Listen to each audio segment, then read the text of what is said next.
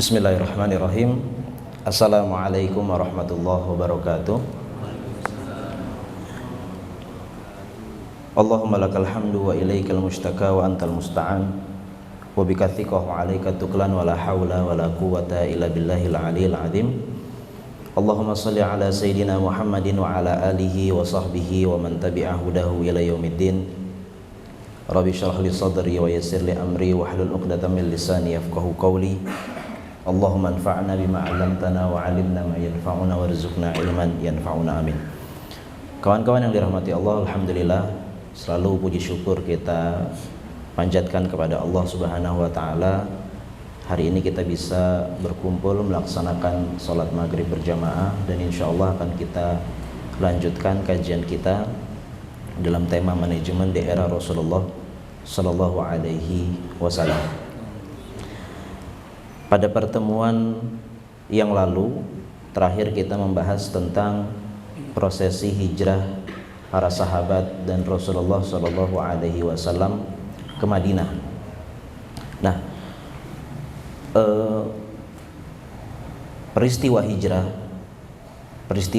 ini adalah peristiwa yang sangat besar. Dan peristiwa ini memang benar berhak menjadi acuan tanggalan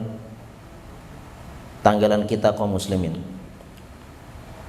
Maka dari itu kemudian Umar bin Khattab saat beliau menjadi khalifah, kemudian beliau melihat bahwasanya ada kebutuhan kaum muslimin untuk menetapkan tanggal. Maka kemudian Umar bin Khattab mencari kira-kira apa acuan yang bisa digunakan untuk menjadi awal dari tanggalan kaum muslimin. Sehingga kemudian Umar bin Khattab berijtihad, dan ini merupakan fikih beliau.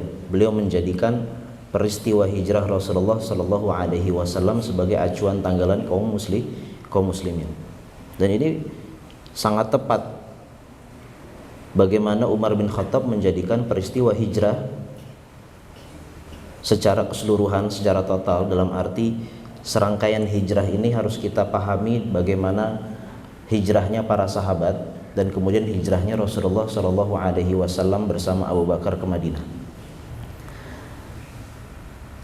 Di sini kita bisa melihat bagaimana fikihnya Umar bin Khattab saat beliau menjadikan peristiwa hijrah sebagai acuan tanggalan kaum muslimin. Sebab tadi kita katakan bahwasanya hijrah, peristiwa hijrah, prosesi hijrah adalah peristiwa yang sangat besar. Sebab peristiwa hijrah ini atau prosesi hijrah ini menunjukkan bagaimana keikhlasan, kerelaan manusia untuk meninggalkan harta, meninggalkan keluarga, meninggalkan kekayaan, meninggalkan negerinya, meninggalkan tanah airnya untuk menyambut panggilan Allah Subhanahu wa taala dan Rasulnya. Tidak mudah bagi seseorang untuk meninggalkan tanah airnya, bahkan meninggalkan keluarganya, meninggalkan hartanya, untuk pindah ke sebuah tempat yang belum tentu tempat tersebut dia rasa lebih baik. Dalam arti, kalau misalnya kita katakan kita harus pindah, maupun pindah kita itu karena terusir atau karena hal yang lainnya ke sebuah tempat, tetapi tempat tersebut memang sejak awal sudah memberikan kita, sudah menjamin kita fasilitas yang nyaman. Mungkin hal itu terasa biasa saja. Hal-hal yang mungkin awalnya kita rasa tidak enak, maka lama kelamaan akan menjadi nyaman bagi diri kita. Tetapi berbeda dengan prosesi hijrah para sahabat dan Rasulullah sallallahu alaihi wasallam. Akan ada hal yang berbeda, cuaca yang berbeda, akan ada kebiasaan yang berbeda yang akan mereka dapati saat mereka sampai ke Madinah. Bahkan Allah Subhanahu wa taala berbicara tentang hijrah dalam Al-Qur'an sampai 5 kali. Di Al-Baqarah ada sekali, di Ali Imran ada sekali, di surat An-Nisa ada 3 kali. Yang mana ini menunjukkan bahwasanya ada perintah, ada sebuah kewajiban untuk hijrah ke Madinah bagi kaum muslimin. Kita dapati ayat dalam Al-Quran, Allah Ta'ala berfirman, wa man yuhajir fi sabilillahi yajid fil ardi muraghaman katsira wa sa'ah. Di lain tempat lagi Allah Ta'ala berfirman, falladzina ukhriju min diyarihim wa udhu fi sabilillahi wa hajaru wa qatalu wa qutilu la ukaffiranna anhum. Berulang-ulang kali Allah mengulang perintah dan menjelaskan bagaimana besarnya pahala berhijrah,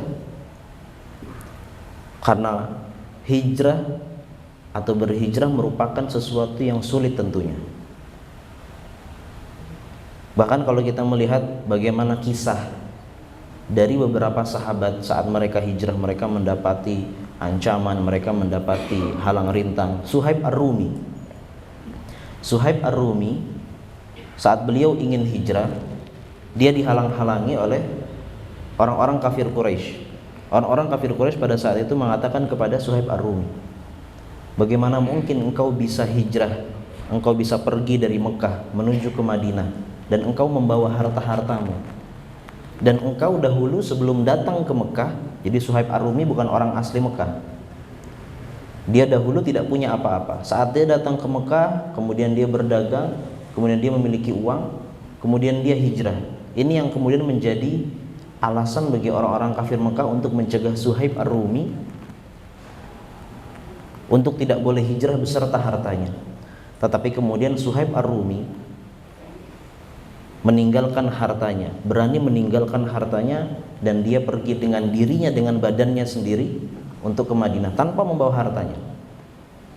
Bayangkan kalau kita seperti itu, kita punya uang 100 juta, kemudian kita ingin membawa uang itu ke tempat kita untuk berpindah.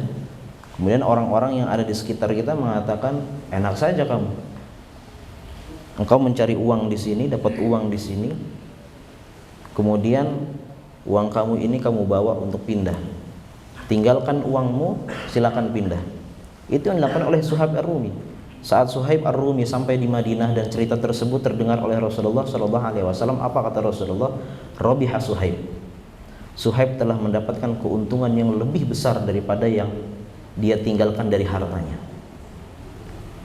Abu Salamah saat dia ingin berhijrah, dia ingin membawa tentu istrinya, anaknya, tetapi dihalang-halangi oleh orang-orang kafir Quraisy. Dia tidak boleh berhijrah bersama istri dan anaknya. Apa yang dia pilih? Akhirnya dia pun hijrah terlebih dahulu untuk mengamini perintah Allah dan Rasulnya. Dia hijrah terlebih dahulu, sementara istrinya dan anaknya ditinggal di Mekah. Dan itu dalam kisahnya Ummu Salamah itu semenjak ditinggal oleh Abu Salamah hijrah ke Madinah, Ummu Salamah itu setiap hari di pagi hari dia datang ke daerah Abtah di Mekah. Dia menangis karena dia sedih ditinggal suaminya, sampai sore hari baru dia pulang. Begitu setiap hari dia lakukan hal itu sampai setahun penuh. Baru setahun penuh Ummu Salamah berhasil hijrah membawa anaknya ke Madinah. Bahkan kalau kita lihat dalam Al-Quran, seseorang pindah dari satu tempat ke tempat yang lain, apalagi konteksnya pada saat itu kaum muhajirin, sahabat Rasulullah itu terusir. Mereka sudah tidak bisa melakukan apa-apa di Mekah. Ancaman demi ancaman terus dilancarkan oleh orang-orang kafir Quraisy. Dan terusir ini, pengusiran adalah hal yang berat dan dia merupakan hukuman terberat kedua setelah hukuman mati. Dalam Al-Quran Allah Ta'ala berfirman, walau anna katabna alaihim aniktulu anfusakum awikhruju min diyarikum ma fa'aluhu illa qalilum minhum. Dan seandainya kami perintahkan kepada mereka, bunuhlah diri kalian atau pergilah kalian dari tanah air kalian, ma fa'aluhu illa qalilum minhum, tentu mereka akan merasa berat dan tidak akan mau kecuali sedikit saja dari diri mereka. Karena memang pergi dari tanah air, dari tanah kelahiran adalah sesuatu hal yang sangat berat. Maka dari itu, hendaknya kalau kita misalnya memperingati tahun baru Hijriah, ini harus ada nilai-nilai dari peristiwa hijrah ini yang benar-benar ditampilkan dan benar-benar kita resapi, dan kemudian bisa menjadi motivasi dalam kehidupan kita sehari-hari. Jadi peristiwa hijrah itu, prosesi hijrah itu sangat berat. Nah, sesampainya Rasulullah Shallallahu Alaihi Wasallam di Madinah, apa yang kemudian beliau lakukan? Karena beliau tentu saat beliau sampai di Madinah, bahkan sebelumnya beliau sudah mendapatkan informasi dari Mus'ab bin Umair. Tentu kemarin kita ceritakan Mus'ab bin Umair diutus oleh Rasulullah Shallallahu Alaihi Wasallam sebelum hijrah. Setahun sebelum hijrah, Mus'ab bin Umair diutus oleh Rasulullah setelah Bai'at Aqabah yang kedua. Setelah Bai'at Aqabah yang pertama. Pada saat itu Mus'ab bin Umair bisa jadi dia memberikan informasi kepada Rasulullah bagaimana keadaan masyarakat Madinah. Masyarakat di Madinah terdiri secara besar dari dua golongan. Ada golongan Arab dan ada golongan Yahudi. Dan ini mereka sudah lama sekali mendiami Madinah. Para ahli sejarah berbeda pendapat mana yang terlebih dahulu mendiami Madinah. Ada yang mengatakan Yahudi terlebih dahulu, baru kemudian orang Arab. Dan orang Arab ini berasal dari kabilah Al-Azdi. Mereka berasal dari Yaman. Sebagian ahli sejarah mengatakan demikian. Nah, tentu dalam perjalanan sejarah kehidupan di Madinah antara Yahudi dan Arab selalu terjadi pasang surut, di mana kaum Yahudi dan orang-orang Arab saling mempengaruhi satu yang lainnya. Artinya seperti ini, orang Yahudi datang ke Madinah, kemudian dia menempati. Jadi Madinah itu terkenal dengan tanahnya yang subur. Tanahnya itu memiliki kandungan air yang cukup besar. Jadi tanah di Madinah itu subur dan banyak, kita lihat di sana banyak perkebunan. Nah, orang-orang Yahudi mendiami tempat-tempat yang subur, dan mereka, karena memang mereka ini cakap dalam bercocok tanam, mereka pun bercocok tanam. Dan gaya bercocok tanamnya orang Yahudi itu kemudian mempengaruhi orang-orang Arab, sehingga orang-orang Arab pun bercocok tanam mengikuti orang-orang Yahudi. Demikian pula fanatisme kesukuan, gaya hidup dalam kesukuan dalam satu kabilah per kabilah yang dimiliki oleh orang-orang Arab ini juga mempengaruhi gaya hidup orang-orang Yahudi. Maka dari itu kita mengenal Yahudi di Madinah itu tidak seakan-akan seperti satu entitas keagamaan. Dia terdiri dari banyak sekali kabilah. Ada Yahudi Bani Qainuqa, yang terbesar ada 3. Yang paling besar kaum Yahudi di Madinah pada saat itu ada 3. Yahudi Bani Qainuqa, Yahudi Bani Nadir, dan Yahudi Bani Quraidah. Dan nanti ada Yahudi kabilah-kabilah yang kecil lainnya. Jadi mereka itu berkabilah, bersuku-suku. Tidak seperti seakan-akan dia ini satu entitas keagamaan tersendiri. Mereka berkabilah-kabilah, dan bahkan terjadi persisihan antara mereka, terutama 3 kabilah yang besar ini, Bani Nadir, Bani Quraidah, dan Bani Qainuqa. Sebagaimana dalam firman Allah Subhanahu wa taala, tahsabuhum jami'an wa qulubuhum syatta. Kita mengira bahwasanya orang kafir, orang Yahudi ini seakan-akan kita mengira mereka itu satu, tetapi mereka sebenarnya berpecah belah. Dan kita nanti akan dapati orang-orang Bani Nadir dan Bani Quraidah itu bersekutu dengan Al-Aus, sementara Bani Qainuqa bersekutu dengan Al-Khazraj. Jadi orang-orang Arab terdiri dari 2 kabilah besar, kabilah Al-Khazraj dan kabilah Al-Aus. Dan kabilah Al-Khazraj dan Al-Aus ini sejak zaman dahulu mereka terjadi perselisihan. Bahkan terakhir kemarin sudah sempat kita jelaskan sedikit, terakhir terjadi peperangan yang sangat besar antara Al-Aus dan Al-Khazraj dalam perang Bu'ath. Para ulama ahli sejarah mengatakan perang Bu'ath terjadi 5 tahun sebelum hijrahnya Rasulullah Shallallahu Alaihi Wasallam. Artinya saat Rasulullah sudah menjadi nabi dan sudah sekian tahun, artinya mungkin sudah 8 tahun Rasulullah Shallallahu Alaihi Wasallam berdakwah di Mekah. Kemudian terjadi perang Bu'ath. Ini perang terakhir dan perang yang paling besar antara Al-Aus dan Al-Khazraj. Tetapi kemudian perang ini, pasca perang, orang-orang Al-Aus dan Al-Khazraj itu mereka tersadarkan. Mereka tersadarkan seharusnya mereka tidak saling berseteru di antara mereka. Sebab ini menjadi pemanfaatan bagi orang-orang Yahudi. Saat orang Al-Aus dan Al-Khazraj mereka berseteru, yang untung adalah orang-orang Yahudi. Yang untung adalah orang-orang Yahudi, sehingga Yahudi bisa jadi menjadikan momen peperangan ini untuk kembali. Jadi Arab dan Yahudi di Madinah pada saat itu mereka berlomba-lomba untuk siapa yang bisa memiliki kekuasaan lebih tinggi, siapa yang suaranya bisa lebih didengar. Tetapi dalam perang Bu'ath, pasca perang Bu'ath, orang-orang Arab Al-Aus dan Al-Khazraj sadar bahwasanya mereka tidak pantas untuk bertikai di antara mereka, sehingga mereka bisa dimanfaatkan kelengahannya oleh orang-orang Yahudi. Rasulullah Shallallahu Alaihi Wasallam saat sampai di Madinah, beliau melihat kini masyarakat di Madinah heterogen. Ada kaum muslimin, ada kaum musyrik, ada orang Yahudi. Ini yang di dalam Madinah. Atau secara umum katakan ada 3 golongan tersebut, di luar ataupun di dalam. Kaum muslimin terdiri dari macam-macam. Ada kaum muslimin dari muhajirin yang hijrah dari Mekah ke Madinah.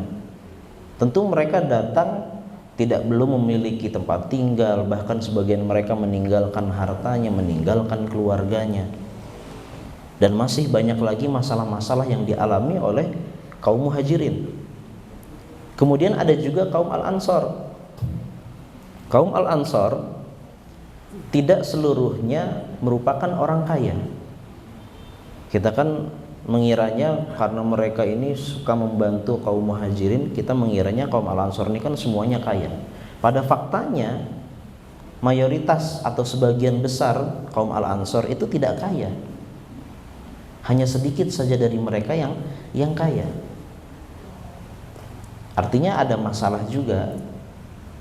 Bagaimana kemudian hal-hal ini yang bersifat kebutuhan secara ekonomi dan lain-lain ini harus diselesaikan oleh Rasulullah Shallallahu Alaihi Wasallam.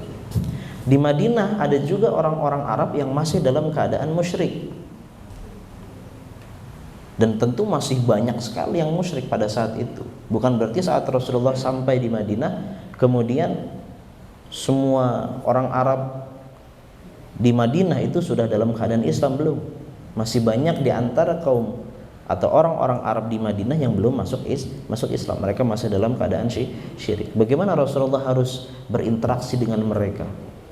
Ini juga harus dipikirkan oleh Rasulullah Shallallahu Alaihi Wasallam. Kemudian dalam Madinah ada kaum Yahudi yang tadi kita sebutkan. Yang paling terbesar ada 3, Bani Quraidah, Bani Nadir, dan Bani Qainuqa. Dan kemudian ada kabilah-kabilah kecil lainnya dari Yahudi. Dan kemudian nanti di arah utara, Madinah ada Yahudi di Khaybar, di daerah Khaybar, di Wadil Qura. Bagaimana Rasulullah Shallallahu Alaihi Wasallam harus bisa berinteraksi, menyiapkan strategi dengan baik untuk bisa menciptakan keamanan, memenuhi kebutuhan ekonomi dan lain-lain. Di antara kaum musyrik juga adalah kabilah-kabilah Arab yang ada di sekitar Madinah.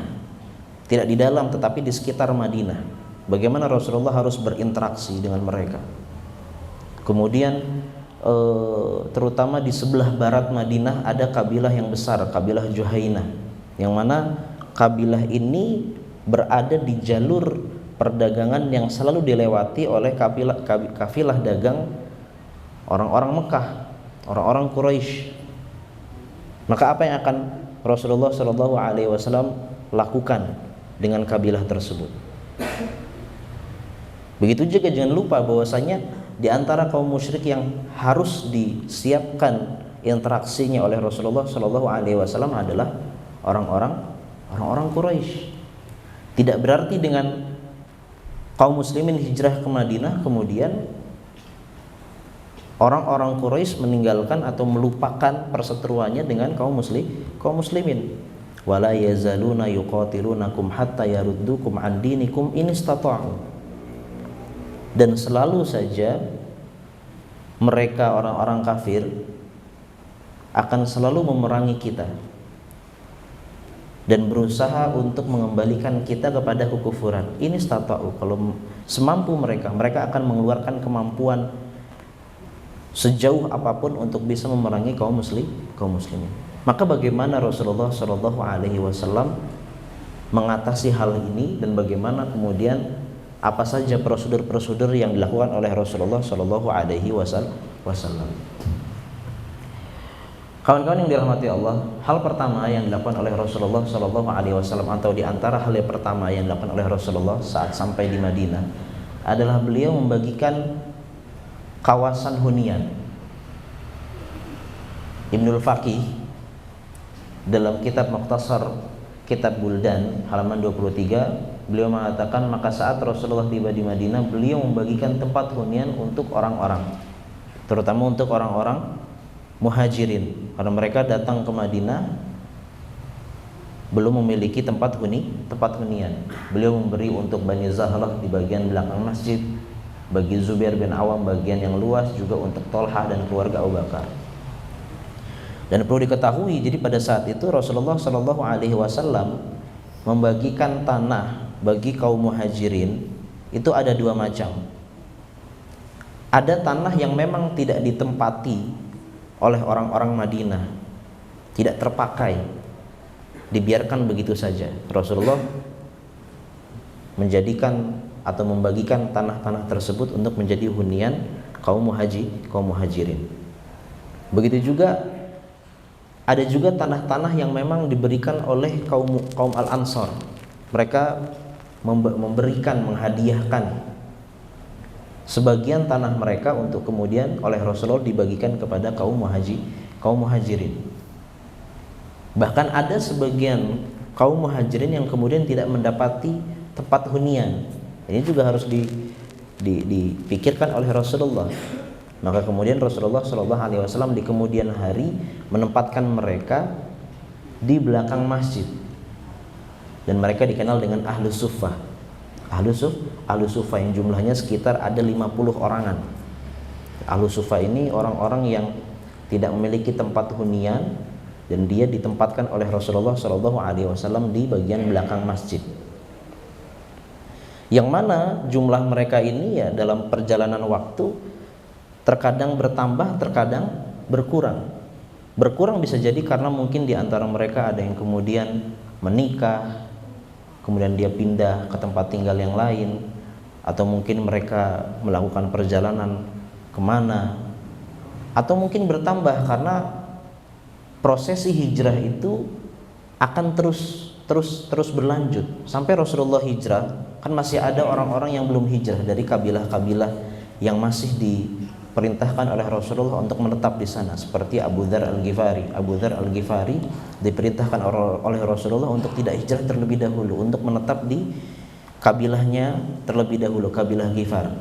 Kemudian Bani Aslam, kemudian At-Tufail bin Amr Ad-Dawsi di Yaman diperintahkan oleh Rasulullah untuk menetap di Yaman. Baru nanti kemudian mulai datang satu persatu, mulai datang kabilah per kabilah, dan terus ada prosesi hijrah. Baru nanti resmi hijrah itu diberhentikan oleh Rasulullah Shallallahu Alaihi Wasallam saat Fathu Mekah. Rasulullah mengatakan la hijrata ba'dal fath, tidak ada lagi hijrah setelah Fathu Mekah. Ini yang pertama dilakukan oleh Rasulullah Shallallahu Alaihi Wasallam, membagi kawasan hunian. Kemudian Rasulullah Shallallahu Alaihi Wasallam membangun masjid. Bahkan ini yang sebenarnya hal yang pertama yang dilakukan oleh Rasulullah Shallallahu Alaihi Wasallam di Madinah maupun di Kuba. Jadi kan Rasulullah Shallallahu Alaihi Wasallam sebelum masuk ke Madinah, beliau masuk di wilayah Kuba terlebih dahulu, baru kemudian masuk ke wilayah Madinah. Beliau bermalam hari atau bertinggal di Kuba itu kan beberapa hari. Sebagian ulama sejarah mengatakan 2 minggu, sebagian mengatakan 3 hari dan lain-lainnya. Hal yang pertama yang dapat oleh Rasulullah di Kuba adalah membangun masjid Kuba. Begitu juga saat beliau sampai dan masuk ke dalam kota Madinah, Rasulullah Shallallahu Alaihi Wasallam membangun masjid. Dan pada saat itu Rasulullah Shallallahu Alaihi Wasallam yang membeli sendiri tanah untuk masjid. Jadi masjid Nabawi itu adalah wakaf Rasulullah Shallallahu Alaihi Wasallam. Tanahnya beliau yang beli, yang membangun juga para sahabat dan juga Rasulullah Shallallahu Alaihi Wasallam. Beliau sendiri yang ikut mengangkut batu, beliau juga ikut dalam pembangunan, beliau ikut dalam menentukan tempatnya di mana. Itu Rasulullah Shallallahu Alaihi Wasallam, dan kita akan selalu melihat kebersamaan Rasulullah dengan para sahabatnya dalam suka maupun duka. Dalam suka maupun duka. Dalam nanti perang Khandaq saat menggali parit, Rasulullah ikut. Dalam perang Badar, dalam perang Uhud, Rasulullah Shallallahu Alaihi Wasallam ikut langsung dalam perang tersebut. Nah, kalau kita lihat kawan-kawan dirahmati Allah, saat Rasulullah Shallallahu Alaihi Wasallam membangun masjid, tentu bangunan masjid yang beliau dirikan adalah bangunan yang sangat sederhana. Temboknya dari tanah liat, tiangnya dari batang pohon kurma, atapnya dari pelepah pohon kurma, dan luasnya 28 kali 32,5 meter. Sudah azan ya? Baik, kita cukupkan sekian. Nanti kita akan lanjutkan lagi setelah sholat Isya. Jadi bangunan masjid Rasulullah Shallallahu Alaihi Wasallam itu sangat sederhana. Dan berarti kalau tadi kita katakan bahwasanya luas masjid Rasulullah Shallallahu Alaihi Wasallam 28 kali 32,5 meter. Artinya Masjid Nabawi yang ada pada hari ini itu sudah mengalami perluasan yang berkali-kali. Adapun Masjid Rasulullah Shallallahu Alaihi Wasallam yang dibangun pertama kali itu adalah kurang lebih luasnya 28 kali 32,5 meter. Kalau mungkin hari ini kita mau mengetahui, saat kita misalnya mudah-mudahan kita diberikan kemampuan untuk bisa ziarah ke Masjid Nabawi, amin. Kalau kita datang ke sana, kemudian kita maju ke depan, jadi kita maju ke depan ke area Raudhah dan samping-sampingnya, itu kita masih bisa melihat batas-batas Masjid Rasulullah Shallallahu Alaihi Wasallam yang awal. Karena nanti kita bisa melihat di sana ada tiang-tiang. Nanti biasanya di tiang itu di atasnya ada tulisannya Hadza Masjidu Rasulillah. Itu adalah batas-batas Masjid Rasulullah Shallallahu Alaihi Wasallam yang pertama, yang dahulu. Sampai nanti kalau dari kanan berarti sampai ke kiri, nanti sampai ke makamnya Rasulullah Shallallahu Alaihi Wasallam. Itu masjidnya Rasulullah Shallallahu Alaihi Wasallam yang pertama. Dahsyatnya bangunan masjid Rasulullah Shallallahu Alaihi Wasallam dengan begitu sederhananya bisa melahirkan manusia-manusia yang di kemudian hari akan bisa mewarnai dunia dengan Islam. Dari masjid inilah Rasulullah Shallallahu Alaihi Wasallam, dari masjid yang dibangun temboknya menggunakan tanah liat, kemudian tiangnya dengan batang pohon kurma, atapnya dengan pelepah pohon kurma. Dari situlah kemudian lahir generasi yang kemudian akan mewarnai dunia dengan Islam, dengan risalah Islam.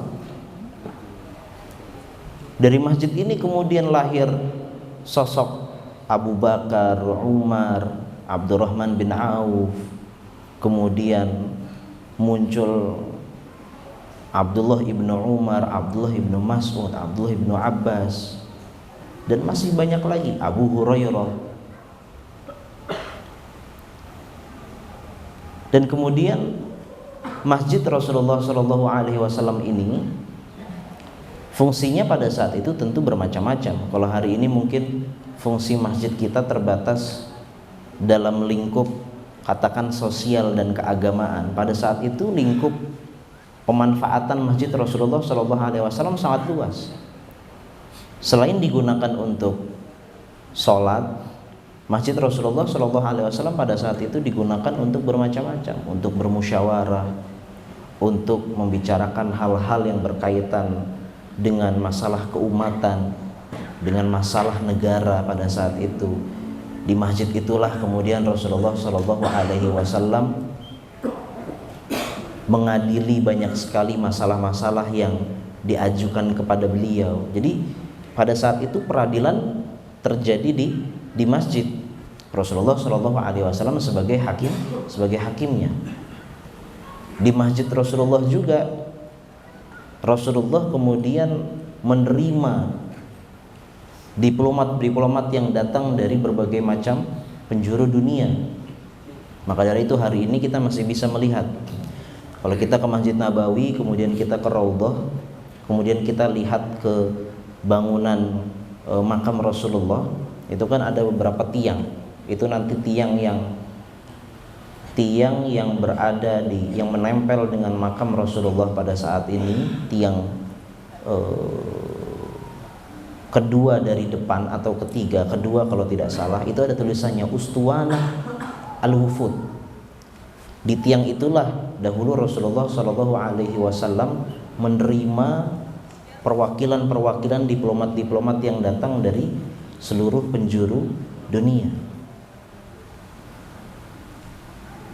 Jadi pada saat itu sekali lagi Masjid Rasulullah SAW sangat sederhana, tetapi memiliki banyak manfaat, banyak kegunaan. Tentu karena pada saat itu umat Islam belum memiliki banyak uang dan kebutuhan untuk mendirikan bangunan-bangunan, untuk kebutuhan lembaga tertentu belum dibutuhkan, sehingga banyak sekali kegunaan masjid. Dari masjidlah Rasulullah SAW memberangkatkan pasukannya. Di masjidlah Rasulullah SAW kemudian berorasi, memberikan kuliah, dan masih banyak lagi kegunaan masjid di zaman Rasulullah. Di masjid Rasulullah digunakan untuk bertempat tinggal orang-orang yang tidak memiliki tempat tinggal pada saat itu, dan masih banyak lagi kegunaan masjid Rasulullah SAW. Ini yang dilakukan oleh Rasulullah SAW.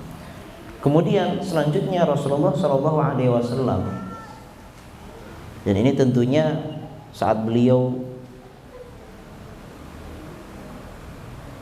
merasa harus menyelesaikan masalah-masalah yang berkaitan dengan kaum muhajirin, di mana kaum muhajirin tadi kita katakan dia datang ke Madinah tidak membawa harta, tidak memiliki sanak famili, karena tentu berbeda, sangat jauh sekali. Kaum muhajirin, mereka ini kabilah besarnya itu berasal dari Adnaniyun, sementara orang-orang Madinah itu Qahtaniun. Itu garisnya sudah berbeda jauh untuk turunan-turunan kabilah-kabilahnya.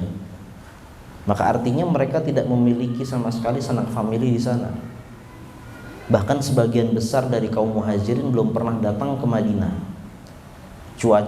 Cuacanya pun berbeda. Banyak sekali kaum muhajirin, orang-orang kaum muhajirin saat datang ke Madinah, mereka kemudian demam.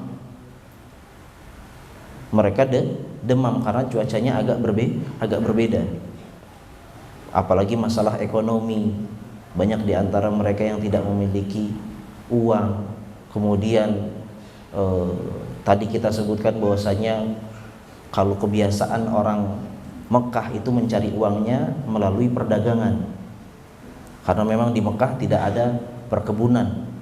Jadi mereka memang bertahan hidupnya dengan perdagangan. Berbeda dengan orang-orang Madinah, mereka berkebun karena memang tanahnya subur. Maka bagaimana untuk menyelesaikan masalah-masalah ini? Rasulullah Shallallahu Alaihi Wasallam melakukan satu terobosan yang sangat besar, yaitu al-mu'akhah. Dalam bahasa Arab disebut dengan al-mu'akhah, mempersaudarakan antara kaum muhajirin yang satu dengan kaum al-ansar. Tetapi kita harus ingat, sebelum Rasulullah Shallallahu Alaihi Wasallam, kalau kita lihat dalam riwayat-riwayat apa yang dilakukan oleh Rasulullah di Madinah, sebelum Rasulullah Shallallahu Alaihi Wasallam mempersaudarakan antara kaum muhajirin dan kaum al-ansar, terlebih dahulu Rasulullah Shallallahu Alaihi Wasallam memperkuat perdamaian dan ukhuwah antara kaum al-ansar itu sendiri, al-Aus dan al-Khazraj. Karena berulang-ulang kita katakan bahwasanya al-Aus dan al-Khazraj ini memiliki sejarah berdarah-darah di antara mereka. Berulang-ulang kali mereka berperang, perang saudara. Yang terakhir tadi kita katakan perang Bu'ath. Nah, ini yang kemudian harus beliau perkuat. Bagaimana caranya? Beliau harus menciptakan suasana antara orang-orang al-Aus dan al-Khazraj damai, tenang, nyaman, sehingga masalah-masalah kaum muhajirin pun bisa dibantu oleh kaum al-ansar dengan baik. Maka dari itu, di antara cara Rasulullah Shallallahu Alaihi Wasallam untuk memperkuat persaudaraan antara kaum al-Aus dan al-Khazraj adalah saat Rasulullah Shallallahu Alaihi Wasallam sampai di Madinah, beliau membangun masjid, dan tentu pada saat itu beliau belum memiliki rumah. Selama Rasulullah Shallallahu Alaihi Wasallam belum memiliki rumah, maka Rasulullah Shallallahu Alaihi Wasallam pada saat itu menginap di rumah Abu Ayyub al-Ansari. Dan pada saat itu, sebelum sampai di rumah Abu Ayyub al-Ansari, Rasulullah Shallallahu Alaihi Wasallam berkata di depan para sahabat semuanya, "Ayu diyari ahlina aqrab?" Mana rumah saudara kami yang paling dekat? Artinya ini Rasulullah sedang bertanya kepada kaum al-Ansar, kan mereka yang sudah punya rumah di Madinah, mereka orang asli Madinah. Maka Rasulullah mengatakan, di mana rumah saudara kami yang paling dekat? Maksudnya paling dekat dengan masjid. Ini kita harus detail saat membaca kalimat Rasulullah, ayu diyari ahlina aqrab, di mana rumah saudara kami yang paling dekat. Rasulullah saat berbicara dengan kaum al-Ansar menyebut mereka dengan saudara. Padahal tadi kita katakan Rasulullah dari kaum muhajirin, dari kaum Quraisy, dia kabilah besarnya adalah Adnaniyun, dari jalur Adnaniyun, sementara kaum al-Ansar dari Qahtaniyun, itu sudah jauh. Tetapi kemudian Rasulullah menyebut kaum al-Ansar dengan saudara. Maka artinya antara al-Aus dan al-Khazraj lebih-lebih karena mereka lebih dekat kesukuannya, jalur persaudaraannya, lebih-lebih berarti mereka tentu ya jelas adalah saudara. Jadi Rasulullah Shallallahu Alaihi Wasallam menyentil dan memperkuat persaudaraan antara al-Aus dan al-Khazraj salah satunya dengan cara mengatakan hal itu, ayu diyari ahlina aqrab, di mana rumah saudara kami yang paling dekat. Maka ternyata rumah yang paling dekat adalah rumah Abu Ayyub al-Ansari. Dan dengan demikian Rasulullah merasa nyaman dan aman saat bisa memperkuat tali persaudaraan antara al-Aus dan al-Khazraj. Dan itu akan selalu beliau jaga, persaudaraan antara al-Aus dan al-Khazraj. Karena nanti kita akan menemukan orang-orang Quraisy selalu berusaha untuk membuat kegaduhan di Madinah secara tidak langsung. Salah satu caranya adalah mereka mengirim surat kepada Abdullah bin Ubay bin Salul. Abdullah bin Ubay bin Salul kan sempat kita ceritakan, dia adalah orang yang sebenarnya hampir disepakati dia akan ditunjuk sebagai seorang pemimpin di Madinah untuk al-Aus dan al-Khazraj setelah perang Bu'ath. Maka kemudian kaum kafir Quraisy membaca hal itu, memanfaatkan keinginan Abdullah bin Ubay bin Salul untuk menjadi pemimpin, dan kemudian kaum kafir Quraisy memanas-manasi Abdullah bin Ubay bin Salul, sehingga kemudian Abdullah bin Ubay bin Salul pada saat itu suatu kali dia mengumpulkan orang-orang Al-Aus dan Al-Khazraj yang masih dalam keadaan musyrik, yang belum masuk Islam. Dan pada saat itu tentunya Abdullah bin Ubay bin Salul sudah tidak ingat lagi peperangan antara Al-Aus dan Al-Khazraj. Yang terpenting pada saat itu dia dimanfaatkan oleh orang-orang kafir Quraisy untuk bisa membuat kegaduhan di dalam Madinah. Dia menyiapkan orang-orang musyrik dari Al-Aus dan Al-Khazraj untuk berperang melawan orang-orang Aus dan Al-Khazraj dari kalangan kaum muslimin. Tetapi alhamdulillah pada saat itu berita terdengar oleh Rasulullah, dan kemudian Rasulullah langsung datang. Dan pada saat itu tentunya Rasulullah Shallallahu Alaihi Wasallam tidak bisa kemudian berkata di depan orang musyrik dan orang muslim, mengingatkan mereka bahwasanya mereka sudah disatukan dengan ikatan Islam, mengingatkan tentang Allah Subhanahu Wa Taala. Tentu beliau tidak bisa, karena ini orang masih musyrik.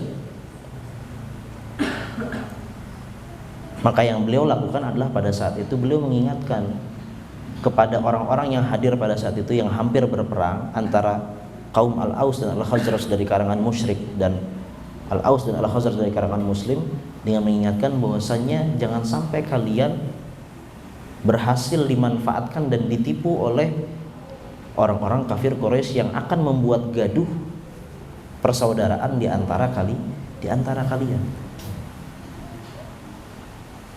Ini yang dilakukan oleh Rasulullah Shallallahu Alaihi Wasallam, memperkuat persaudaraan antara Al-Aus dan Al-Khazraj. Baru kemudian Rasulullah Shallallahu Alaihi Wasallam mempersaudarakan antara kaum Muhajirin dan kaum Al-Ansar. Ibnu Hisham dalam Sirah Nabawiyah meriwayatkan dari Ibnu Ishaq, disebutkan bahwasanya Rasulullah mempersaudarakan sahabat-sahabatnya dari kalangan Muhajirin dan dari kalangan Al-Ansar. Beliau bersabda, bersaudaralah kalian karena Allah, dua saudara. Beberapa ahli sejarah menyebutkan hal ini dilakukan oleh Rasulullah SAW di salah satu rumah sahabat dari kalangan kaum Al-Ansar. Kalau tidak salah Anas bin Malik pada saat itu. Di rumah Anas bin Malik itulah kemudian Rasulullah mempersaudarakan antara satu dari kaum Muhajirin, satu dari kaum Al-Ansar, satu dari kaum Muhajirin, satu dari kaum Al-Ansar, dan begitu seterusnya. Dan kalau kita membaca riwayat-riwayat bagaimana persaudaraan antara kaum Muhajirin dan kaum Al-Ansar, pada saat itu Rasulullah Shallallahu Alaihi Wasallam saat mempersaudarakan kaum Muhajirin dan kaum Al-Ansar ini benar-benar dalam bentuk saudara yang sesungguhnya. Bahkan pada saat itu persaudaraan yang dibuat oleh Rasulullah Shallallahu Alaihi Wasallam berkonsekuensi pada masalah harta waris. Jadi walaupun mereka tidak memiliki darah yang sama, memiliki nasab yang sama, tetapi dengan Rasulullah mempersaudarakan antara kaum Muhajirin dan kaum Al-Ansar, itu mereka saling mewariskan. Misalnya ada kaum Muhajirin A dengan kaum Al-Ansar B, mereka dipersaudarakan oleh Rasulullah. Kalau salah satu di antara mereka kemudian wafat, maka hartanya diwariskan kepada yang lainnya, walaupun mereka tidak memiliki nasab kerabat. Dan ini berjalan dalam beberapa tahun. Nanti setelah kemudian kaum muslimin sudah cukup memiliki harta, di mana dalam perang Badar mendapatkan ghanimah, mendapatkan harta rampasan perang, dalam perang Uhud, dalam perang-perang yang lainnya sudah mendapatkan harta rampasan perang, dirasa sudah cukup mapan, baru kemudian turun ayat Al-Quran yang memerintahkan atau yang memberhentikan sistem harta atau bagi harta waris tersebut antara kaum Muhajirin dan kaum Al-Ansar. Tetapi pada saat itu sekalipun dihapus masalah bagi harta waris antara kaum Muhajirin dan kaum Al-Ansar, tetapi tetap persaudaraan itu masih ada. Dalam arti persaudaraan di sini adalah saling menasehati, saling membantu, dalam masalah sosial, masalah ekonomi dan lain-lain. Hanya bagian dari pembagian harta waris itulah yang kemudian dihapuskan. Dan kalau kita melihat persaudaraan antara kaum Muhajirin dan kaum Al-Ansor itu membuahkan dua hasil yang sangat besar, di mana dari persaudaraan tersebut kita bisa melihat ada bantuan jangka pendek, ada bantuan jangka panjang. Bantuan jangka pendeknya tentu jelas. Kaum Muhajirin saat dipersaudarakan dengan kaum Al-Ansor, dia bisa tinggal di rumahnya kaum Al-Ansor, dia makan di rumah kaum Al-Ansor, dan begitu seterusnya. Bahkan yang sangat unik adalah apa yang dilakukan oleh Sa'ad bin Rabi'. Sa'ad bin Rabi' adalah seorang petinggi atau seorang terkemuka dari kaum Al-Ansor. Dia dipersaudarakan oleh Rasulullah SAW dengan Abdurrahman bin Auf. Abdurrahman bin Auf juga saudagar besar dari Mekah. Pada saat itu Abdurrahman bin Auf tidak membawa hartanya sama sekali dari Mekah ke Madinah. Saat mereka berdua dipersaudarakan, apa yang dilakukan oleh Sa'ad bin Rabi'? Sa'ad bin Rabi' pada saat itu berkata kepada Rasulullah SAW, "Wahai Rasulullah, aku adalah orang yang paling banyak hartanya di antara orang-orang Al-Ansor. Maka aku akan membagi hartaku 50%, 50%. 50% untuk diriku, 50% untuk Abdurrahman bin Auf." Bayangkan, sebegitu kuatnya persaudaraan yang ditanamkan oleh Rasulullah SAW, sehingga kemudian Sa'ad bin Rabi' rela untuk menyerahkan 50% dari hartanya untuk orang yang dipersaudarakan kepadanya, padahal dia tidak memiliki nasab kerabat. Artinya kalau dia punya uang 1 miliar 500 juta, untuk dirinya 500 juta diberikan secara percuma-cuma untuk Abdurrahman bin Auf.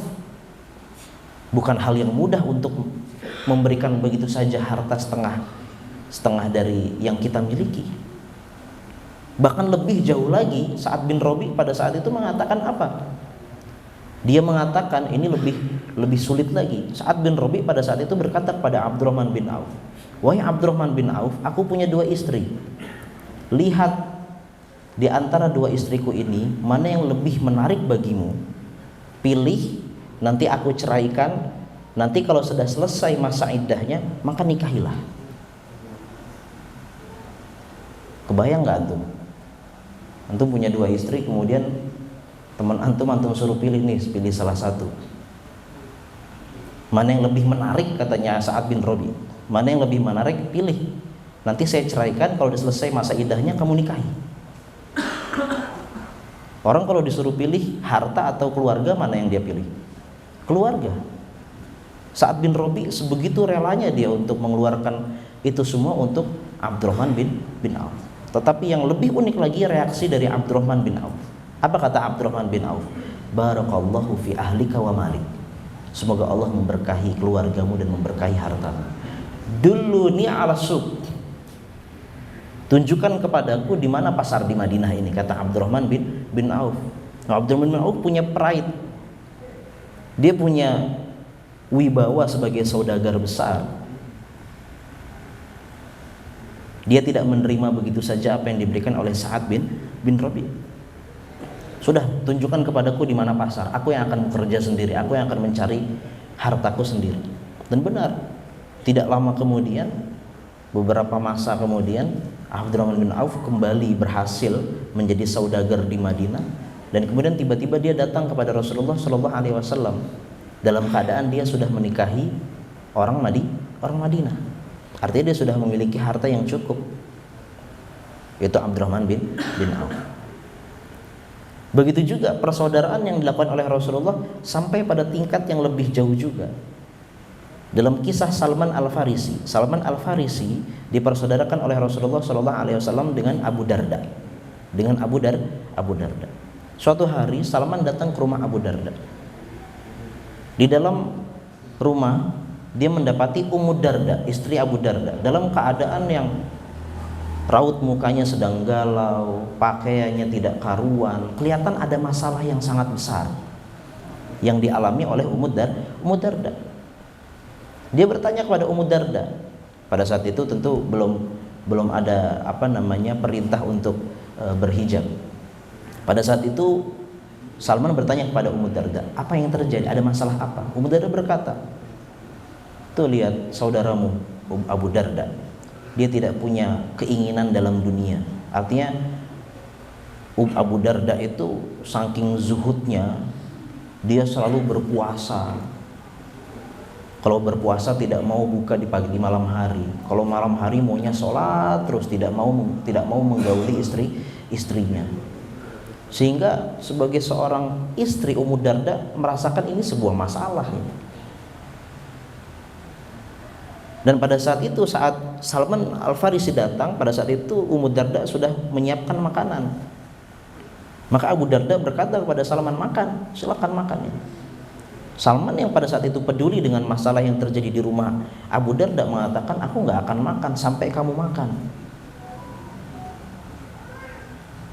Maka barulah kemudian Abu Darda mengalah dan akhirnya dia membatalkan puasanya. Dia akhirnya makan bersama Salman.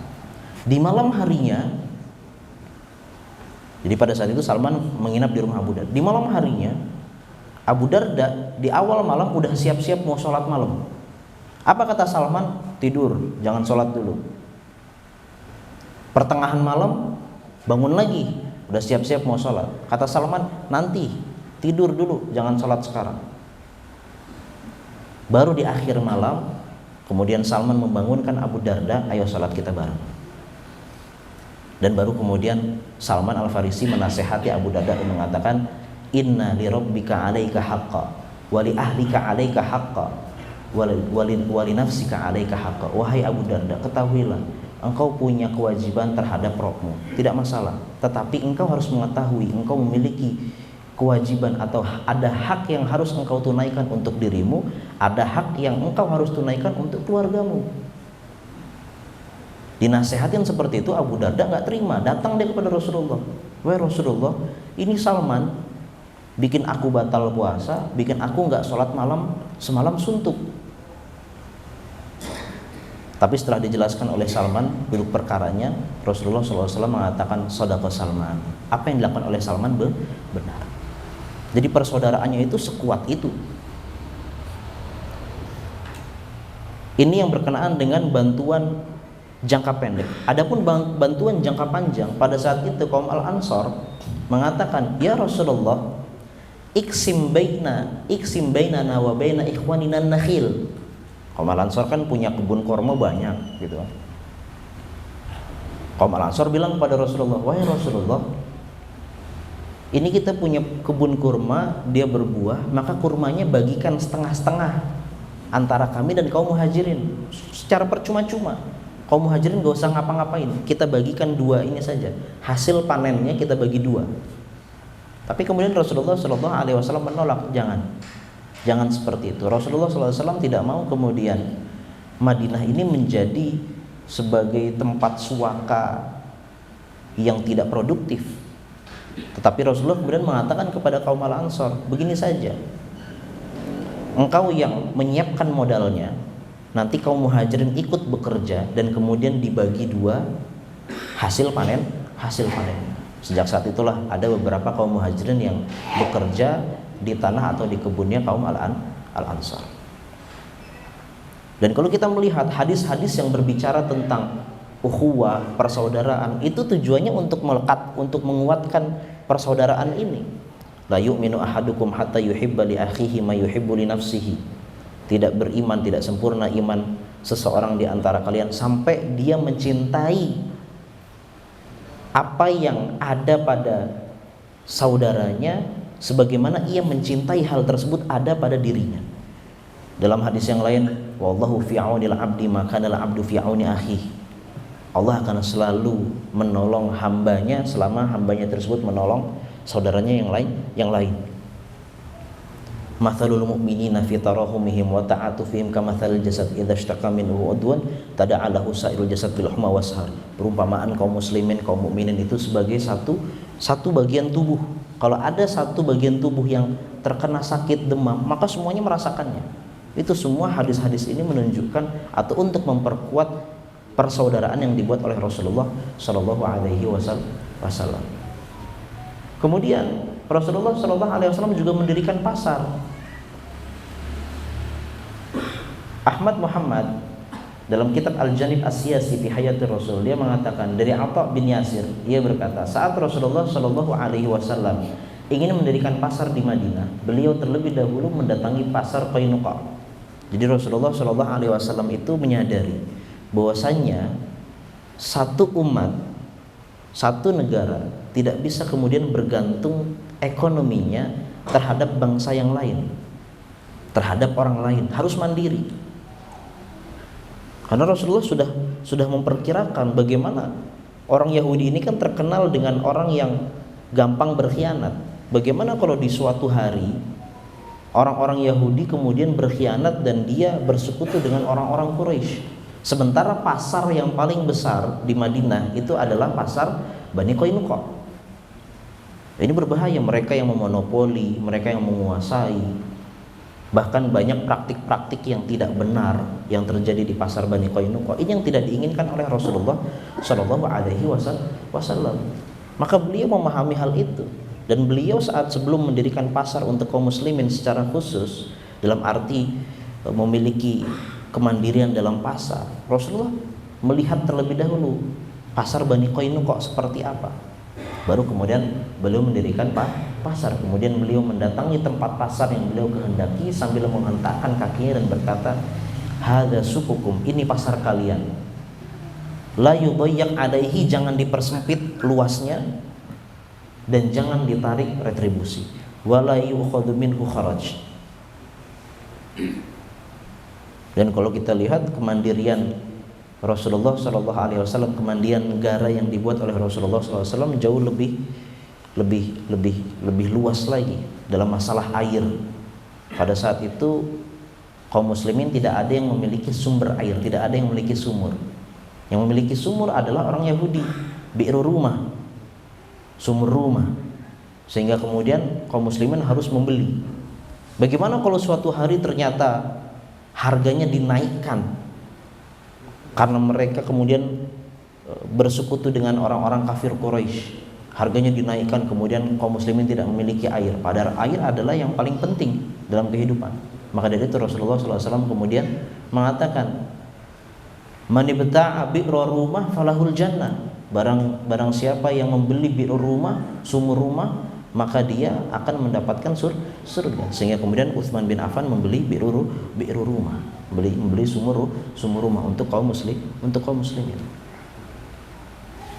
Kemudian dan saat Rasulullah SAW mendirikan pasar, setelah berdiri pasar tersebut, Rasulullah juga yang mengawasi langsung pasar, berjalannya pasar tersebut. Dalam beberapa kejadian Rasulullah pernah datang, kemudian beliau melihat ada orang menjual seperti biji-bijian atau gandum. Kemudian saat beliau memasukkan tangannya ke dalam jualan gandum orang tersebut, beliau mendapati, wah, di bawahnya itu kok basah, gandumnya basah. Kemudian beliau menanyakan kepada orang tersebut, kenapa gandumnya yang basah nggak taruh di atas biar orang bisa melihat. Jadi beliau benar-benar mengawasi dengan baik berjalannya transaksi yang ada di pasar. Kemudian hal yang paling besar yang dilakukan oleh Rasulullah Shallallahu Alaihi Wasallam di awal-awal tahun-tahun pertama Rasulullah di Madinah adalah beliau membuat konstitusi Madinah. Ini yang paling besar. Ini yang paling besar. Ini kita udah jam 8 nih, nggak masalah ya. Saya selalu terkejar dengan waktu, kalau di sini kayak kurang gitu waktunya. Konstitusi Madinah adalah hal yang paling besar yang dilakukan oleh Rasulullah Shallallahu Alaihi Wasallam di tahun-tahun pertama beliau sampai di Madinah. Karena banyak hal yang harus beliau selesaikan. Tadi kita katakan ada kaum Quraisy yang tidak akan berhenti memerangi kaum muslimin, ada orang Yahudi yang terkenal dengan mudah berkhianat, ada kabilah-kabilah Arab yang masih dalam keadaan musyrik di sekitar Madinah, yang mana mereka ini bertahan hidupnya karena mereka Badui. Jadi bertahan hidupnya adalah dengan cara antara berdiam atau menyerang. Orang Badui itu seperti itu, kalau nggak diam ya menyerang.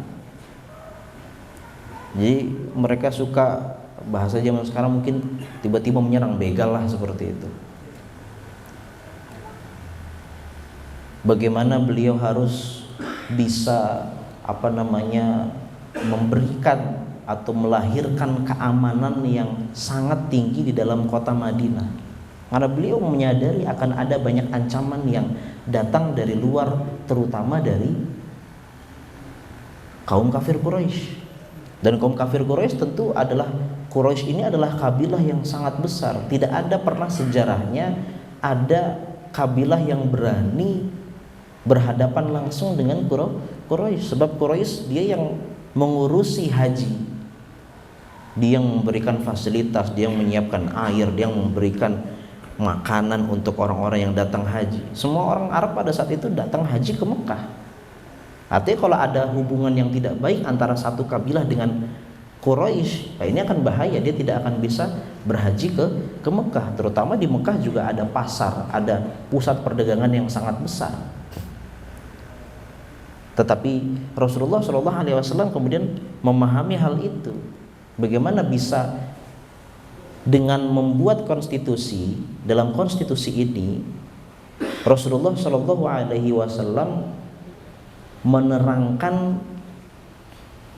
sejauh mana keterikatan pihak-pihak yang ada di dalam kota Madinah, dan kemudian beliau membatasi hak dan kewajiban pihak-pihak yang ada di dalam kota Madinah.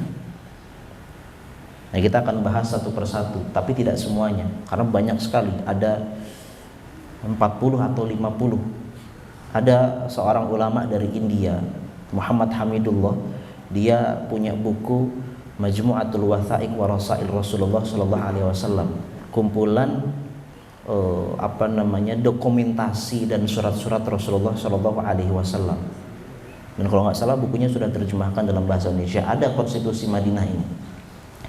Yang pertama, jadi dalam konstitusi Madinah ini tentu ada 3 pihak. Ada 2 pihak secara garis besar, kaum muslimin dan Yahudi. Dan lebih spesifik lagi ada kaum Al-Aus, ada kaum Al-Ansar, ada kaum Muhajirin, dan kemudian ada kaum Yahudi. Yang pertama, dalam konstitusi Madinah, Rasulullah SAW menetapkan bahwasanya kaum muslimin seluruhnya adalah umat yang satu. Di mana Rasulullah mengatakan hadza kitabun min Muhammadin Nabi Rasulullah bainal mu'minin al-muslimina min Quraisy wa ahli Yathrib wa man tabi'ahum falahiqa bihim wa jahada ma'ahum annahum ummatun wahidah min dunin nas. Ini adalah tulisan dari Rasulullah, dari Muhammad utusan Allah,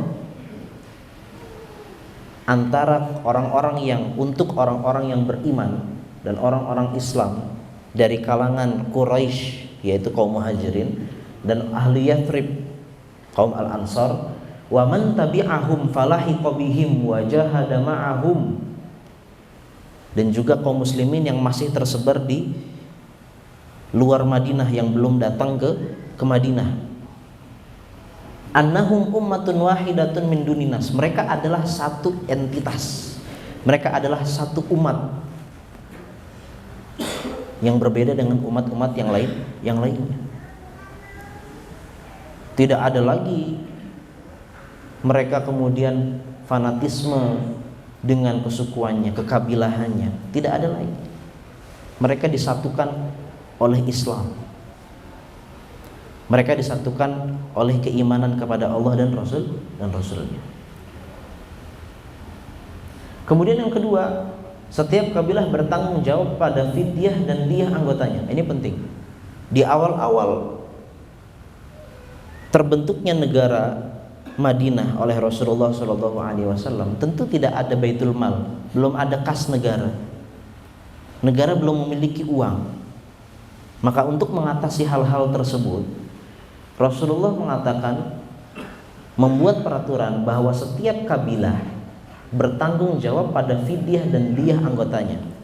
Jadi artinya kalau misalnya, jadi Rasulullah SAW yang pertama, dia mengakui kesukuan dalam konteks ini. Adapun fanatisme kesukuan hilang. Sejak awal Rasulullah SAW berdakwah, fanatisme kesukuan sudah hilang. Unsur akhaka dzaliman au madluman, tolonglah saudaramu yang berbuat zalim atau yang terzalimi. Maksudnya membantu orang yang terzalimi dengan mencegahnya dari kezaliman. Jangan berbuat zalim gitu. Kalau ada orang yang terzalimi, kita bantu agar mereka mendapatkan hak-haknya lagi. Tapi zaman dahulu, zaman jahiliyah tidak seperti itu. Unsur akhaka dzaliman au madluman sama, bahasanya sama, tetapi maknanya berbeda, tafsirnya berbeda. Orang jahiliyah dahulu, tolonglah saudaramu yang berbuat zalim maupun yang terzalimi. Kalau yang terzalimi ya jelas harus kita bantu. Yang menzalimi, kita membantu kezalimannya. Tetapi dalam Islam kemudian itu dihapus. Fanatisme kesukuan dihapus. Tetapi untuk bagian kesukuan ini tetap diakui oleh Rasulullah SAW. Al-muhajiruna min Quraisy yata'aqaluna bainahum wa hum yufduna aniyahum bil ma'rufi wal qisti bainal mu'minin. Artinya orang muhajirin ini mereka dijadikan satu kesatuan. Mereka ya sudah, dia Quraisy. Tidak ada lagi Bani Hashim, Bani Abdul Manaf, Bani Makhzum, tidak. Mereka jadi satu saja, jadi Quraisy. Mereka begitu juga, adapun kalau kaum Al-Ansor, mereka tetap pada kabilahnya sendiri-sendiri. Ada kabilah Al-Aus itu kan ada berapa gitu ya. Kabilah Al-Khazraj juga ada beberapa suku. Itu mereka adalah satu kabilah tersendiri. Kabilah-kabilah ini bertanggung jawab pada fidyah dan diyah yang didapatkan atau dibebankan oleh seseorang. Misalnya gini, fidyah itu kan misalnya masalah kalau misalnya berperang kemudian ada orang ditawan. Orang ditawan, untuk membebaskan tawanan tersebut kan harus menebus fidyah, itu namanya. Atau ada orang membunuh. Orang membunuh itu kan dalam Islam ada namanya diyah, denda yang harus diberikan kepada keluarga korban. Itu yang menanggung adalah kabilahnya. Yang menanggung adalah kabilahnya. Bukan dia sendiri. Ini memberikan kekuatan ukhuwah dalam sebuah kabilah, karena dengan begitu anggota setiap kabilah akan berusaha untuk menjaga anggotanya yang lain agar mereka tidak berbuat hal-hal yang buruk. Coba kalau hal ini kita terapkan di Indonesia, kira-kira selesai nggak masalah di Indonesia? Mungkin selesai.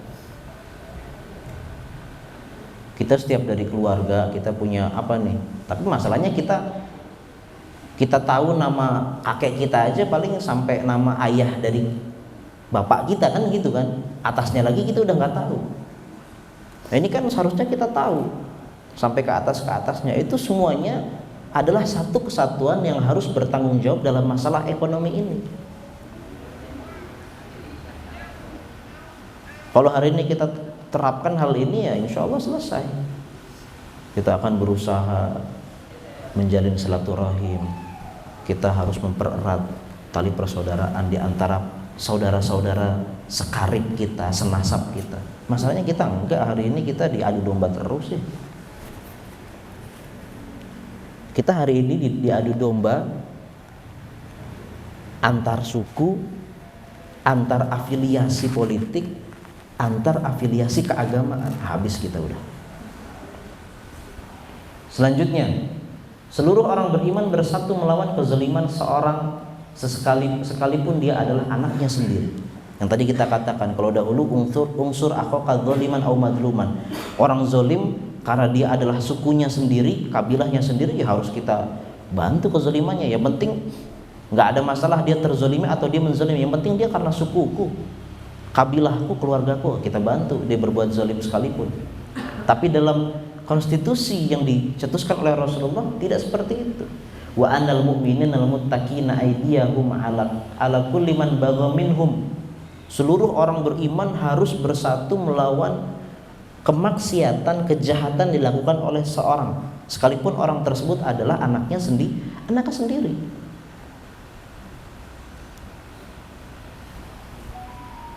Au yubtagu dasi'ata dzulmin au ithman au udwanan au fasadan bainal mu'minin wa anna aydiyahum 'alaihi jami'an walau kana waladu ahadihim.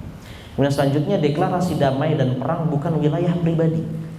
Di zaman jahiliyah deklarasi perang dan kedamaian itu bisa dimiliki otoritasnya oleh pribadi. Artinya anggota kabilah tidak terikat dengan keputusan pemimpin kabilah. Maka dari itu kan pada saat Rasulullah SAW dan keluarga besar beliau dikepung di Mekah dahulu, itu kan Abu Lahab berbeda sendiri. Itu kan semua keluarga Rasulullah yang mukmin, yang kafir tetap membantu atau mendukung Rasulullah. Hanya Abu Lahab yang tidak, dan itu tidak masalah. Itu tidak masalah. Tetapi dalam konstitusi Madinah tidak seperti itu. Deklarasi damai dan perang bukan wilayah pribadi, tapi wilayah pemimpin tertinggi yaitu Rasulullah sallallahu alaihi wasallam.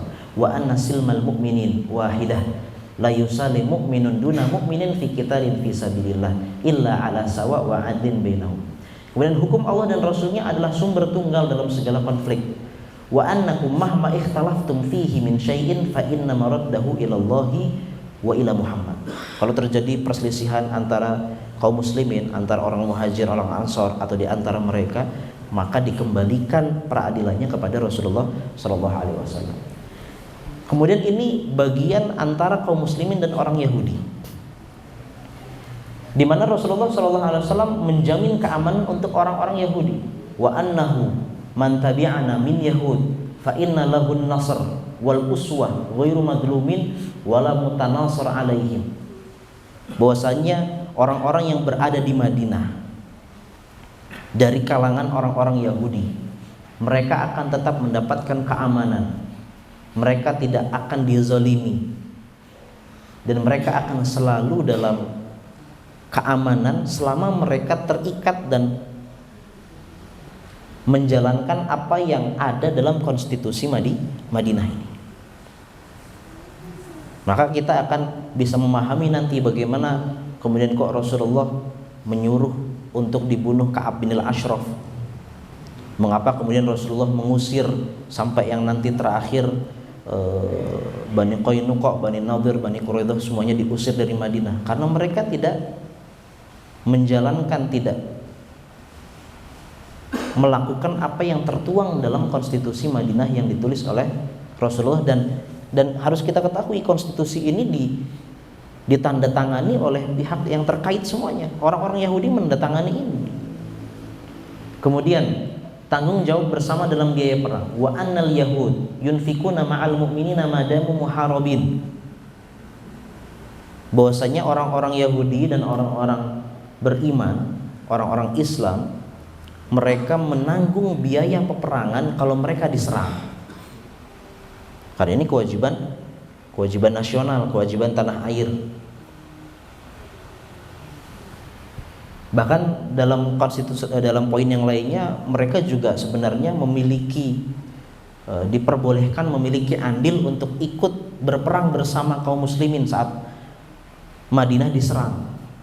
Karena ini tempat kita bersama. Walaupun dalam beberapa riwayat kita melihat Rasulullah tidak pernah meminta atau menerima pertolongan dari orang-orang yang belum masuk Islam. Dalam perang Badar, dalam perang Uhud, saat ada orang Yahudi mau ikut, karena tentu orang Yahudi mungkin ikut karena memang dia dahulu adalah sekutu Al-Aus atau Al-Khazraj. Tapi Rasulullah mengatakan, bertanya dahulu, mereka sudah masuk Islam atau belum?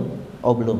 Kalau belum, la asta'inu bi musyrik, aku tidak akan meminta tolong, menerima bantuan dari orang-orang yang masih dalam keadaan musyrik. Kebebasan menjalankan ritual agama penting. Kita harus tahu Madinah itu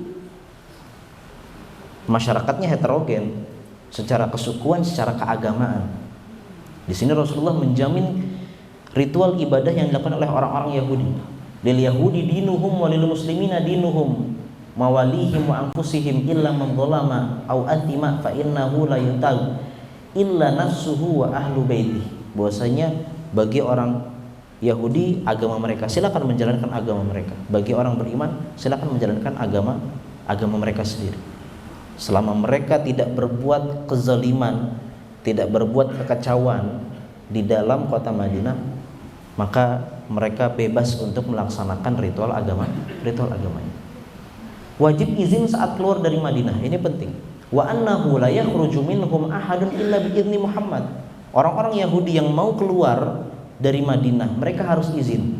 Ibaratnya kalau zaman sekarang ada imigrasi, orang-orang Yahudi harus melewati imigrasinya Rasulullah SAW. Mengapa demikian? Karena ditakutkan nanti orang-orang Yahudi tiba-tiba keluar menuju Mekah, dan ini ternyata terjadi. Ternyata dia melakukan pengkhianatan terhadap konstitusi dan dia bersekutu sama orang-orang kafir Quraisy untuk menyerang kaum muslimin. Kan ini yang nanti membuat menjadi alasan besar mengapa Ka'ab bin al-Ashraf diperintahkan Rasulullah SAW berapa sahabat untuk membunuh Ka'ab bin al-Ashraf. Kemudian larangan melindungi Quraisy. Wa annahu la tujaru Quraisy wala man nasaraha. Tidak boleh ada yang melindungi orang-orang kafir Quraisy wala man nasaraha. Begitu juga tidak boleh melindungi orang-orang yang membantu orang-orang kafir Quraisy. Jelas. Artinya di sini orang-orang Yahudi harus memutuskan hubungan diplomatik dengan Quraisy. Dan sangat jelas Rasulullah menyebutkan Quraisynya itu sangat jelas. Rasulullah kan tidak mengatakan secara umum tidak boleh melindungi orang-orang yang menyerang Madinah, tidak. Karena nanti tiba-tiba ngeles kan orang-orang Yahudi kan nggak disebutin Quraisy, itu terkecuali, tidak. Maka Rasulullah SAW benar-benar mengetahui, harus benar-benar jelas dan detail saat membuat konstitusi ini. Dan kemudian terakhir, tanggung jawab masing-masing pihak dalam biaya selain perang. Wa anna 'alal yahudi nafaqatuhum wa 'alal muslimina nafaqatuhum. Bahwasanya adapun masalah ekonomi selain dalam masalah perang, maka ini mandiri-mandiri saja. Bagi kaum Yahudi terserah ingin membangun ekonominya, bagi kaum muslimin terserah untuk membangun ekonomi. Dan sebenarnya ada satu poin lagi yang tadi sebenarnya tertuang dalam poin yang tadi, bahwasanya hukum Allah dan Rasulnya adalah sumber tunggal dalam segala konflik. Ini orang Yahudi juga sebenarnya masuk, hanya saja tidak wajib. Artinya orang Yahudi kalau memiliki konflik kemudian harus masuk ke dalam peradilan, terserah, dia diberikan kebebasan. Dia mau berhukum, melakukan peradilan kepada rabi-rabi mereka dengan hukum-hukum mereka sendiri, boleh. Atau mereka ingin datang kepada Rasulullah SAW untuk diputuskan peradilannya seperti apa, juga boleh. Inilah yang dilakukan oleh Rasulullah SAW di tahun-tahun pertama saat beliau sampai di Madinah. Nanti saat kemudian kita sudah sampai kaum muslimin di Fathu Mekah, dan kemudian wilayah-wilayah kaum muslimin sudah menjadi lebih luas lagi. Taif masuk Islam, Mekah masuk Islam, Yaman masuk Islam, Najran masuk Islam. Maka bagaimana Rasulullah SAW kemudian menyiapkan hal-hal administratif untuk wilayah-wilayah yang jauh. Karena tentu Rasulullah SAW sudah tidak bisa lagi terjun langsung mengawasi wilayah-wilayah Islam yang sudah semakin luas. Maka kemudian Rasulullah SAW akan menyiapkan orang-orang yang terpilih dan sudah terlatih untuk diutus, untuk dikirim ke wilayah-wilayah Islam selain kota Madinah. Kawan-kawan yang dirahmati Allah, ini yang kira-kira bisa kita pelajari pada hari ini. Mudah-mudahan bermanfaat. Subhanakallahumma wa bihamdika asyhadu an la ilaha illa anta astaghfiruka wa atubu ilaik. Wa sallallahu ala sayyidina Muhammad wa ala alihi wasallam. Wassalamualaikum warahmatullahi wabarakatuh. Teman-teman, bila ada pertanyaan silakan kita buka tanya jawab.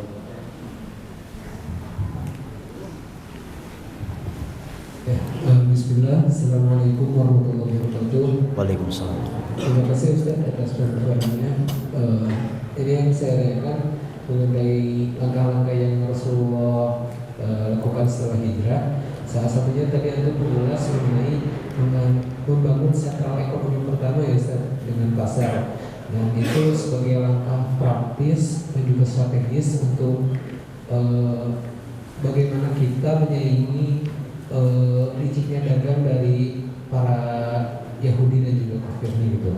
Nah, apakah Ustaz bentuk teladan atau usah tersebut dalam segi hukum syariah gitu dihukumi sebagai sunnah atau apa, dan penerapannya dalam konteks kita sekarang selaku umat muslim yang ternyata gak jauh beda Ustaz ketika kita sadari berbagai produk yang kita pakai datangnya bukan dari orang muslim gitu.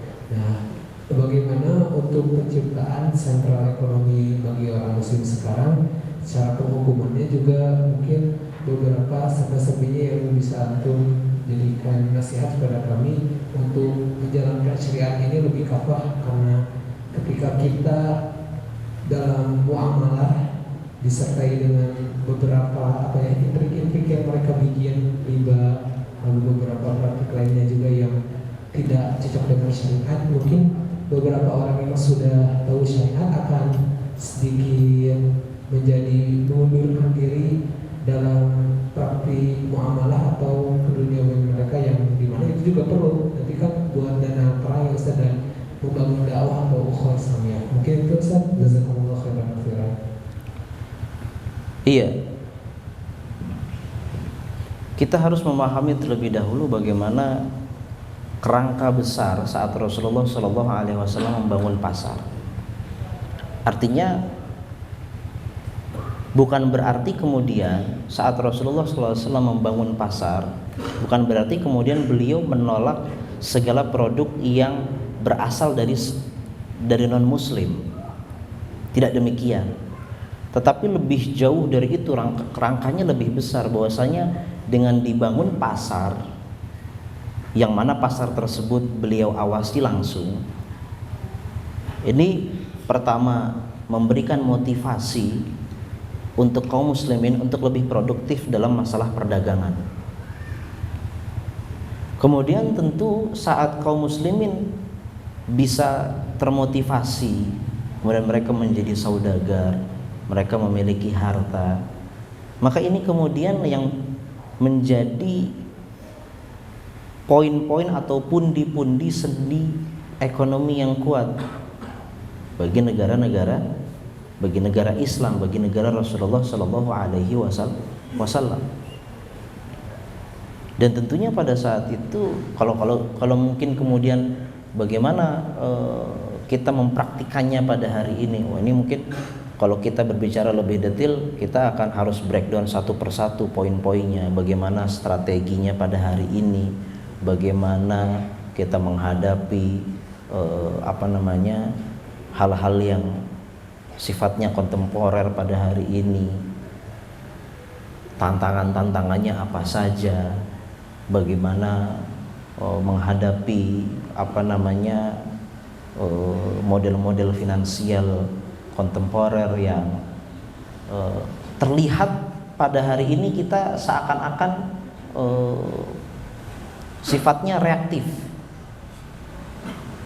Misalnya kan ada pay later, kemudian kita baru cari pay later syariah, kan gitu kan. Ada bank konvensional, kita kemudian bikin bank syariah. Tidak masalah hal-hal yang demikian, karena memang kita harus bermuamalah dengan akad-akad yang syar'i. Tetapi kemudian kita harus bisa bangkit dari sifat reaktif, menjadi orang yang bekerja terlebih dahulu. Kita yang harus action, bukan hanya sekedar reaction. Nah, hari ini kan kita gitu, reaction kan kita kan. Ada saham, trading saham, kemudian kita baru sajikan trading saham syariah dan lain sebagainya. Ini tidak masalah sebenarnya. Tetapi kemudian kalau kita ingin praktikkan pada hari ini kita harus memahami lebih jauh lagi bagaimana kerangka besar ekonomi keumatan bagaimana kita bisa menyiapkan ekonomi keumatan ini yang memang benar-benar bisa menyelesaikan masalah-masalah umat, setidaknya sebagian masalah umat. Karena hari ini ternyata kita lihat saat ada saat orang memiliki keinginan semangat membuat lembaga ekonomi berbasis syariah, kemudian sebenarnya diniatkan sejak awal untuk keumatan, kita sering lihat ternyata di tengah perjalanan redup, di tengah perjalanannya berhenti. Ini sepertinya masalahnya bukan hanya terjadi dalam dalam produk keuangannya, produk ekonominya, tetapi bisa jadi terjadi pada orang-orang yang bekerja dan berkecimpung mengurusi para investornya juga.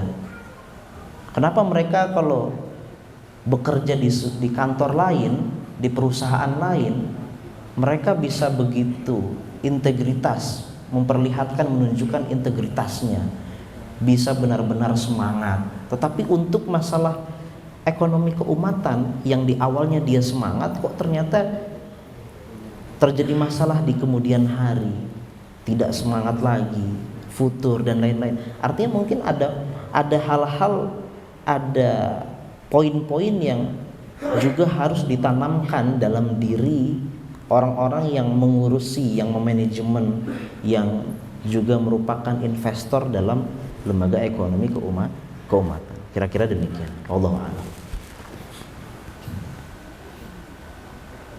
Ada lagi yang mau bertanya?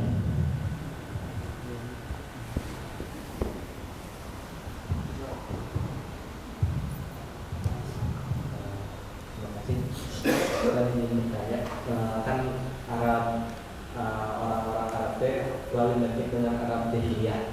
Nah, yang dimaksud jahiliyah di situ teh seperti apa? Terus teh sejahiliyah apa sampai mereka teh bisa nyembah patung? Apakah sebodoh itu orang-orang pada saat itu ataukah bagaimana? Terus apakah kita sekarang ada sifat-sifat jahiliyah itu? Iya, jahiliyah itu bukan hanya orang-orang atau sejarah orang-orang, tetapi jahiliyah adalah sistem budaya. Jadi sebenarnya kalau hari ini orang menyebut Islam itu adalah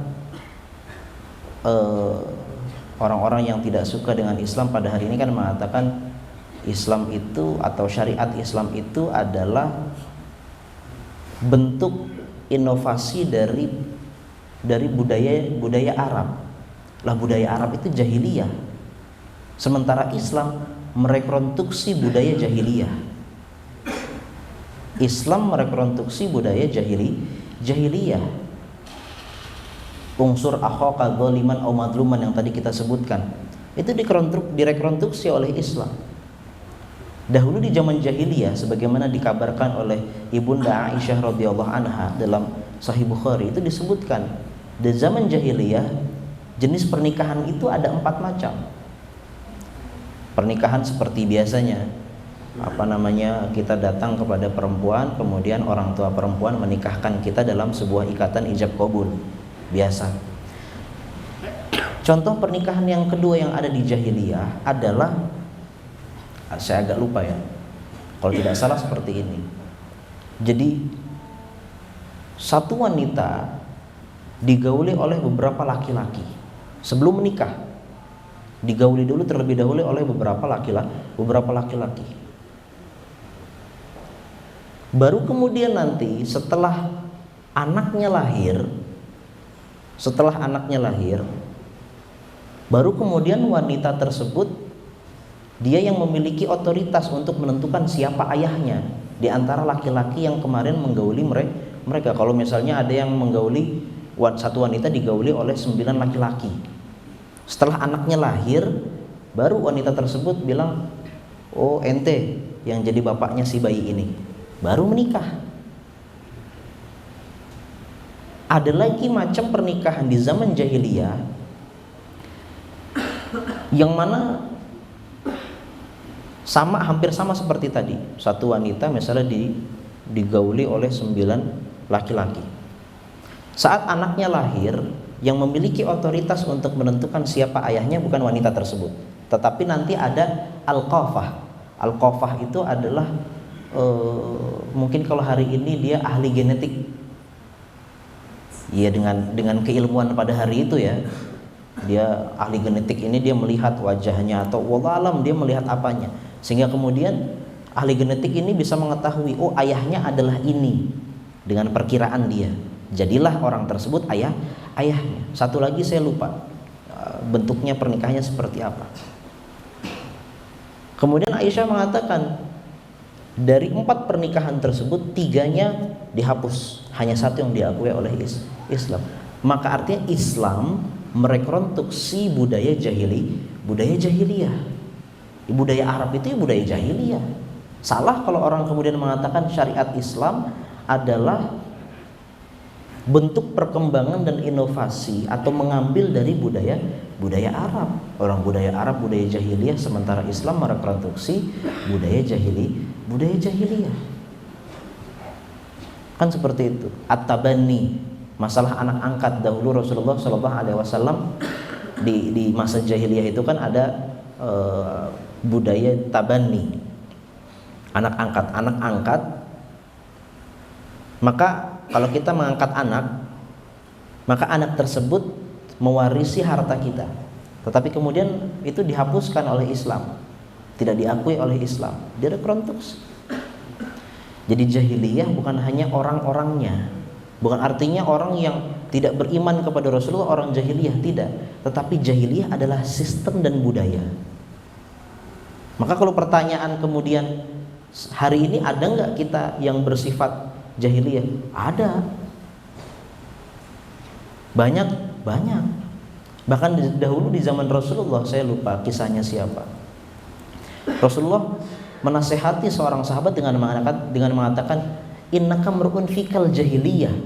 Ini sahabat loh, karena dia melakukan sesuatu hal apa gitu ya, saya lupa. Rasulullah kemudian menasehati atau menegur orang tersebut dengan mengatakan innaka mar'un fika jahiliyah. Oh, kamu ini kok melakukan hal-hal yang sifatnya jahiliyah, atau ada sifat jahiliyah yang ada dalam diri kamu. Artinya jahiliyah itu bukan hanya sekedar orang-orangnya, tetapi dia adalah sistem dan budaya. Dan hari ini bisa jadi dalam diri kita masih ada sifat-sifat jahiliyah. Kira-kira begitu, wallah a'lam.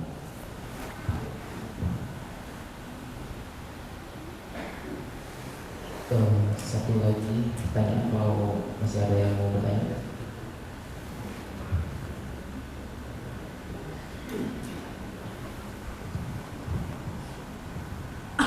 Ya, bismillahirrahmanirrahim. Assalamualaikum warahmatullahi wabarakatuh. Waalaikumsalam. Izin bertanya, mungkin menindaklanjuti aja dari 2 pertanyaan sebelumnya, yang mana di sini sesuai dengan tema sama judul, biar saya pribadi juga punya bayangan gitu. Yang pertama kita akan melihat bahwasanya tadi banyak kejahiliahan yang dulu terjadi itu memang terjadi di zaman sekarang, namun caranya yang berbeda. Seiring juga dengan berkembangnya banyak teknologi yang membuat bahwasanya bedanya dulu itu memang kontras idhar terlihat gitu. Kalau sekarang mungkin lebih rapih dan gak terlihat. Nah, kira-kira dari beberapa materi yang tadi dipaparkan gitu, apakah ada suatu kesimpulan yang bisa kita implementasikan di sini? Nggak jauh-jauh dalam tatanan negara lah, ekonomi apalagi. Ini khususnya kita kecilkan lingkupnya ke diri pribadi kita, khususnya pada pemuda sama pemudi. Gimana caranya biar kita tuh masih bisa tetap kondusif, dalam artian kita mampu mengimplementasikan hal-hal yang dilakukan oleh Rasul sesuai dengan konstitusi yang berlaku pada Maridah pada waktu itu di era sekarang tadi, paling kayak gitu, supaya khususnya pemuda dan pemudi itu ada bayangan kira-kira taktis yang seperti apa sih yang mungkin ini ringan tapi bisa dibiasakan di kehidupan sehari-hari gitu. Assalamualaikum warahmatullahi wabarakatuh. Baik. Kejahiliahan yang ada pada hari ini bukan berarti dia tidak terlihat, tapi kita yang tidak sadar. sebenarnya terlihat dengan jelas, tetapi kita tidak sadar.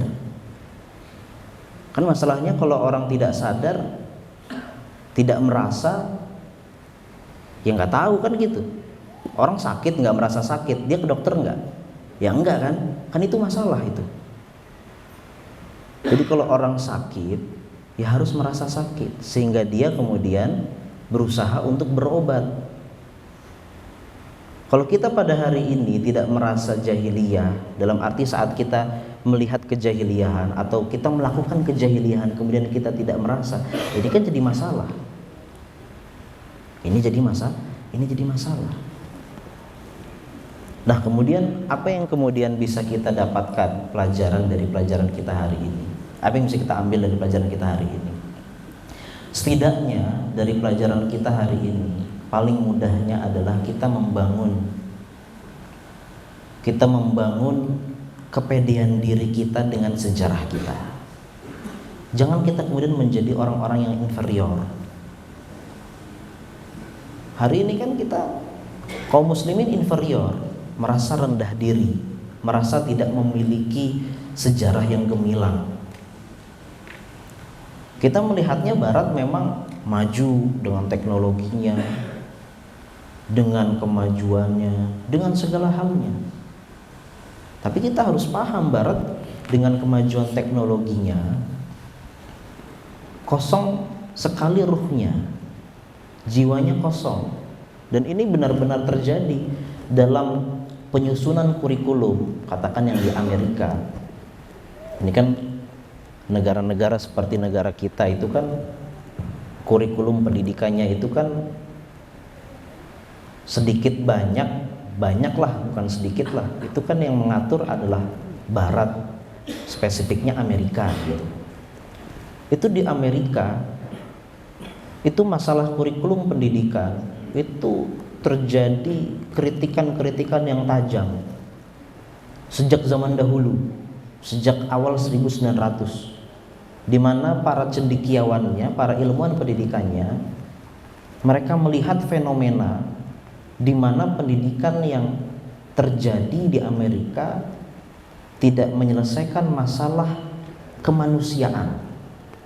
Benar mereka menciptakan orang-orang yang hebat dalam masalah industri, menciptakan orang-orang yang berintegritas dalam keindustrian. Tetapi kemudian mereka tidak bisa memanusiakan manusia, dan itu dikritik secara luas dan besar sejak zaman dahulu.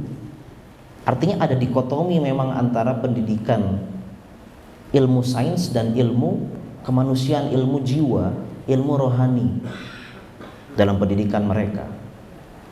Dan masalahnya kurikulum itu dibawa ke Indonesia, kita jadi ikut. Padahal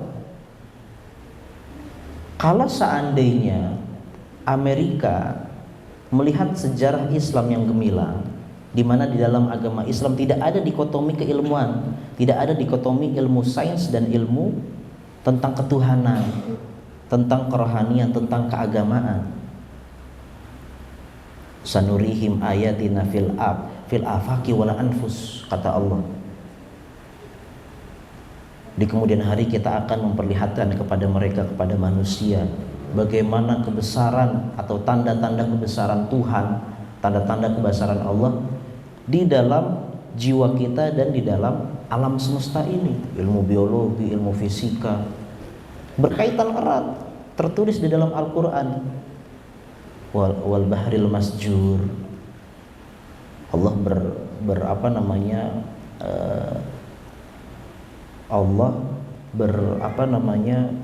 bersumpah dengan al-bahril masjur, lautan yang berapi-api. Kan baru ditemukan sekarang ada lautan yang berapi.